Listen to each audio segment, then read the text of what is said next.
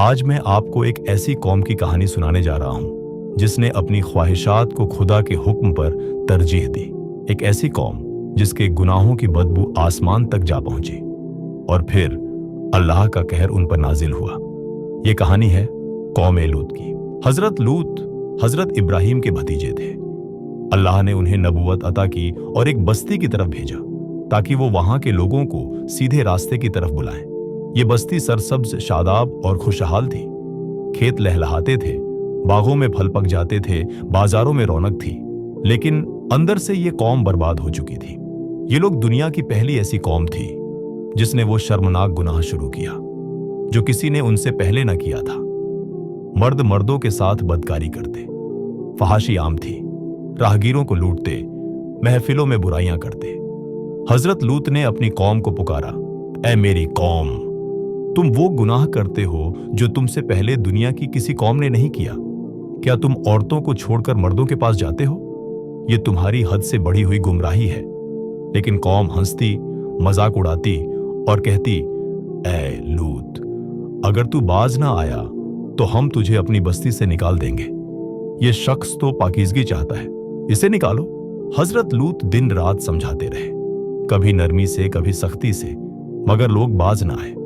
راتوں کو حضرت لوط آسمان کی طرف ہاتھ اٹھاتے اور دعائیں کرتے، اے اللہ، یہ لوگ میری بات نہیں سنتے، ان کے دلوں پر مہر لگ گئی ہے، اب تیرا انصاف ہی باقی ہے۔ ایک دن 3 خوبصورت نوجوانوں کی شکل میں فرشتے آئے۔ پہلے وہ حضرت ابراہیم کے پاس گئے، انہوں نے خوشخبری دی کہ اللہ انہیں بیٹا عطا کرے گا۔ پھر کہا، ہم لوط کی بستی کی طرف بھیجے گئے ہیں تاکہ اسے الٹ دیں۔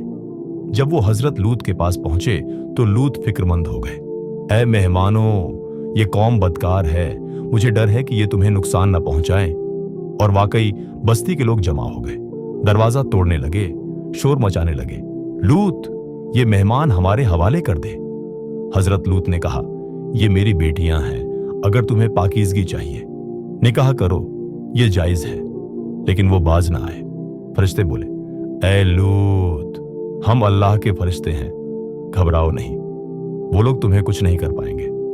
تم رات کے پچھلے پہر اپنے گھر والوں کے ساتھ نکل جاؤ، پیچھے مڑ کر مت دیکھنا۔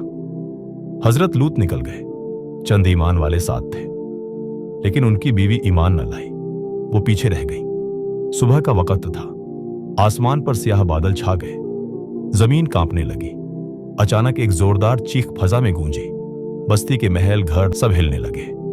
پھر زمین الٹ دی گئی، ان کے اوپر پتھروں کی بارش ہوئی، بڑے بڑے پتھر آسمان سے گرنے لگے۔ چیخو پکار، شور و دھماکے، ہر طرف تباہی تھی۔ کچھ ہی لمحوں میں وہ پوری بستی صفحہ ہستی سے مٹ گئی، صرف کھنڈر باقی رہ گئے۔ حضرت لوط اور ان کے ماننے والے محفوظ رہے، لیکن قوم لوط اپنی بدکاریوں کے بدلے ہمیشہ کے لیے مثال بن گئی۔ آج بھی بحر مردار کے کنارے وہ زمین موجود ہے جہاں کوئی جانور، پرندہ یا مچھلی زندہ نہیں رہ سکتی۔ یہ اللہ کی طرف سے ایک نشانی ہے۔ دوستو، یہ کہانی صرف قوم لوط کی نہیں، یہ ہر اس قوم کی کہانی ہے جو اللہ کے حکم کو چھوڑ کر گناہوں میں ڈوب جائے۔ جب گناہ بڑھ جائے، جب فحاشی عام ہو جائے، جب انسان اپنی خواہش کو اللہ کی شریعت پر ترجیح دے، تو یاد رکھو، اللہ کا عذاب کبھی بھی آ سکتا ہے۔